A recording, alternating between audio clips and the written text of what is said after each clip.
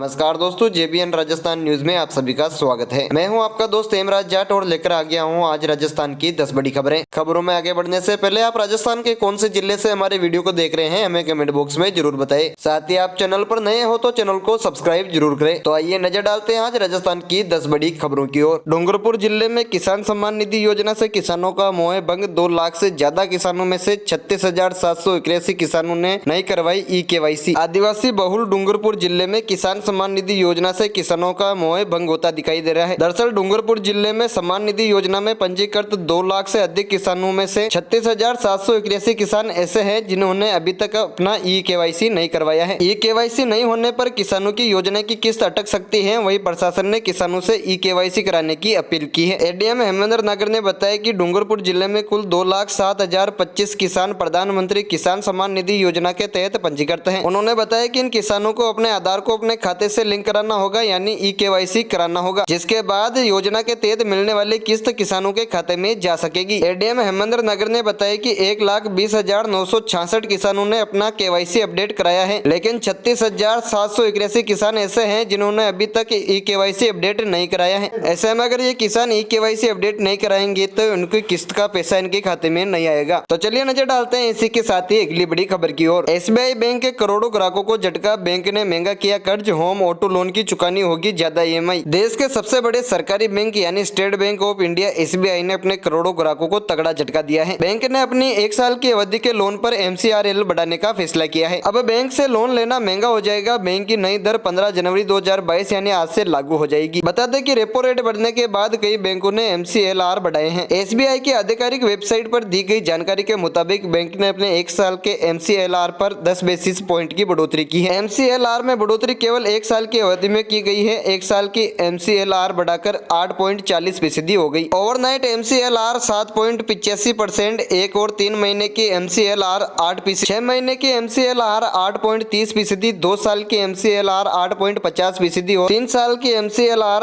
8.60% पर बरकरार है। तो आइए नजर डालते हैं इसी के साथ ही अगली बड़ी खबर की ओर। बजट 2023 के बाद बढ़ जाएगा सरकारी कर्मचारियों का वेतन। आ रही है बड़ी खबर। सरकारी कर्मचारियों के वेतन के फिटमेंट फैक्टर को केंद्रीय बजट 2023 के बाद संशोधित किए जाने की संभावना है। फिटमेंट फैक्टर में बढ़ोतरी से उनके वेतन में वृद्धि हो जाएगी, जिसके बाद सरकारी कर्मचारियों का न्यूनतम वेतन जो कि वर्तमान में 18,000 रूपए है उसे बढ़ाकर 26,000 रूपए किया जा सकता है। सामान्य फिटमेंट फैक्टर वर्तमान में 2.57% है। इसका मतलब है कि अगर किसी को मान लीजिए 4200 ग्रेड पे में 15,500 रूपए का मूल वेतन मिलता है तो उसका कुल वेतन 15,500 इंटू 2.57 रूपए 39,835 रूपए होगा। 6वें CPC ने फिटमेंट रेशियो को 1.86 करने की सिफारिश की थी। वित्त मंत्री निर्मला सीतारमण द्वारा बजट भाषण के साथ 1 फरवरी को बजट 2023 पेश किया जाना है। अब रिपोर्ट्स के मुताबिक कर्मचारी सरकार से फिटमेंट फैक्टर को बढ़ाकर 3.68 करने की मांग कर रहे हैं। संसद का बजट सत्र 31 जनवरी से शुरू होगा। पहले की मीडिया रिपोर्ट्स के अनुसार 7वें वेतन आयोग के तहत केंद्र सरकार के कर्मचारियों को भी मार्च 2023 में अपने महंगाई भत्ते में बढ़ोतरी की संभावना है, जो 1 जनवरी से प्रभावी होगी। सरकार पेंशन भोगियों के लिए महंगाई राहत भी बढ़ाएगी। इसी के साथ ही अगली बड़ी खबर देखिए कि बीड़ी निर्माता के ठिकानों पर इनकम टैक्स की छापेमारी। करोड़ों की काली कमाई जब्त। इनकम टैक्स ने राजस्थान, MP और हैदराबाद सहित कई शहरों में एक साथ 25 ठिकानों पर बुधवार को एक साथ छापेमारी शुरू की थी, जो आज पूरी हो गई। IT की टीम ने इस अभियान में 40 करोड़ रुपए की काली कमाई पकड़ने का दावा किया है। छापेमारी की कार्रवाई बीड़ी मैन्युफैक्चरिंग वाले कारोबारी और उनके सहयोगियों के यहाँ हुई है। एक डिस्ट्रीब्यूटर ने भी छापेमारी के दौरान 2 करोड़ की काली कमाई स्वीकार कर इस पर इनकम टैक्स देने की स्वीकृति दी है। राजस्थान के टोंक में बीड़ी निर्माता का ज्यादातर कामकाज केस हो रहा था। इनकम टैक्स डिपार्टमेंट के सूत्रों की माने तो ज्यादातर लेन देन के रिकॉर्ड नहीं मिले। अफसरों ने कहा कि बीड़ी निर्माता ने 2 करोड़ की टैक्स चोरी करना स्वीकार किया है। विश्वसनीय सूत्रों ने बताया कि इनकम टैक्स छापेमारी की कार्रवाई टोंक में बीड़ी मैन्युफैक्चरिंग और कारोबारी से जुड़े ईद मोहम्मद निजामुद्दीन और उसके रिश्तेदारों सहयोगी कारोबारियों के यहाँ की गई है। छापेमारी में IT अधिकारियों को 20 किलो सोना भी मिला है, जिसका खरीद का कोई रिकॉर्ड करदाता के पास नहीं मिला। छापेमारी में अधिकारियों को बड़ी सफलता। प्रॉपर्टी में किए गए निवेश के कई दस्तावेज जब्त किए गए हैं। इनकी लेजर बुक से डिटेल में जांच की जाएगी। ऐसी आशंका जताई जा रही है कि इनमें कुछ प्रॉपर्टी बेनामी नामों से खरीदी भी गई है। इसी के साथ ही अगली बड़ी खबर आ रही है कि राजस्थान में नवीन पुलिस थानों और चौकियों के निर्माण के लिए 201 करोड़ रुपए स्वीकृत। CM अशोक गहलोत ने दी मंजूरी। मुख्यमंत्री अशोक गहलोत ने प्रदेश में पुलिस अध्यक्ष एवं वर्त कार्यालयों, नवीन पुलिस थानों एवं चौकियों के निर्माण के लिए 176.11 करोड़ रुपए तथा पुलिस लाइन सिरोही 6ठी battalion RSC Dholpur Mewar Bhil corps Kherwara के प्रशासनिक भवनों के निर्माण के लिए 25.37 करोड़ रुपए वित्तीय स्वीकृति प्रदान की है। प्रस्ताव के अनुसार प्रदेश में 26 नवीन थानों तथा 3 साइबर थानों के निर्माण के लिए 99.72 करोड़ रुपए, 16 पुलिस चौकियों के निर्माण के लिए 13.15 करोड़ रुपए, 16 पुलिस थानों के जीर्णोद्वार एवं पुनर्निर्माण के लिए 55.2 करोड़ रुपए तथा 9 नवसर्जित पुलिस अधीक्षक एवं वर्त कार्यालयों के लिए 8.20 करोड़ रुपए का प्रावधान किया गया है। मुख्यमंत्री के इस निर्णय से कानून व्यवस्था बनाए रखने में सुगमता होगी तथा आम जन की समस्याओं का स्थानीय स्तर पर ही समाधान किया जा सकेगा। साथ ही साइबर थानों के निर्माण से प्रदेश भर में साइबर अपराधों को भी रोकथाम हो सकेगी। उल्लेखनीय है कि गहलोत द्वारा पूर्व में साइबर थानों सहित नवीन पुलिस थानों, पुलिस चौकियों तथा प्रशासनिक भवनों के निर्माण की बजट घोषणा की गई थी। उक्त घोषणा की क्रियान्विति के क्रम में ये स्वीकृति दी गई है। तो आइए इसी के साथ ही अगली बड़ी खबर की ओर नजर डालते हैं। पीएम किसान की 13वीं किस्त पर बड़ा अपडेट, जाने 12 करोड़ किसानों को कब तक करना होगा इंतजार। पीएम सम्मान निधि के तहत 13वीं किस्त का इंतजार कर रहे किसानों के लिए आगामी 7 दिन काफी अहम होने वाले हैं। ये माना जा रहा है कि 15 से 13 जनवरी 2023 के बीच कभी भी किसानों के बैंक अकाउंट में किस्त के पैसे ट्रांसफर किए जा सकते हैं। इसके तहत किसानों को 2000 रुपए ट्रांसफर किए जाएंगे। अगर ऐसा होता है तो 12 करोड़ किसान लाभान्वित होंगे। पीएम सम्मान निधि की किस्त के लिए योग्य हैं और आपने अभी तक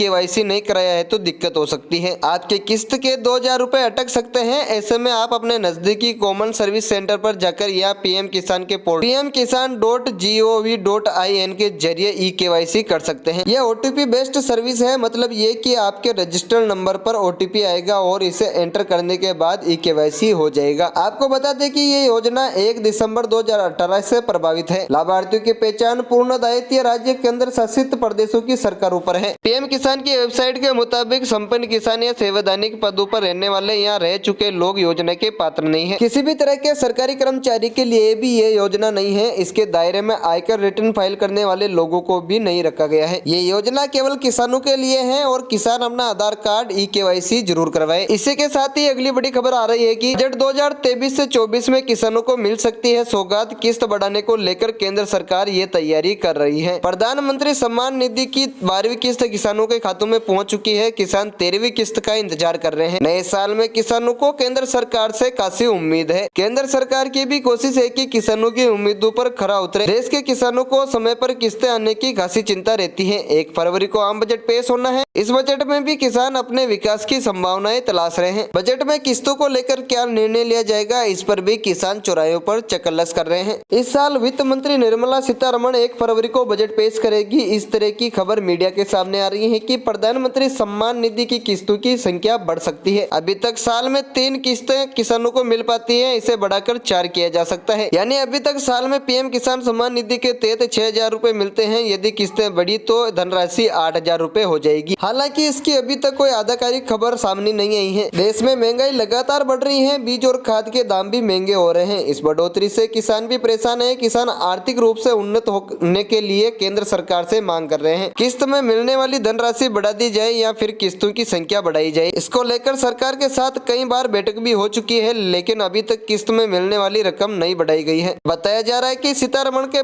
बजट पेश करने के बाद ही इस बारे में कोई चर्चा होगी। ये खबर सही है या गलत, ये तो 1 फरवरी को ही पता चलेगा। तो दोस्तों, ये थी आज राजस्थान की तमाम बड़ी खबरें। अगर आप ऐसी खबरें रोज देखना चाहते हैं तो आप हमारे YouTube चैनल को सब्सक्राइब जरूर करें। साथ ही ये खबर अगर आपको उपयोगी लगी हो तो हमारे वीडियो को लाइक करके आपका नाम हमें कमेंट बॉक्स में जरूर बताएं। मैं हेमराज जाट मिलता हूँ आपको अगले बड़ी खबरें लेकर बहुत जल्दी। तब तक के लिए जय जय राजस्थान।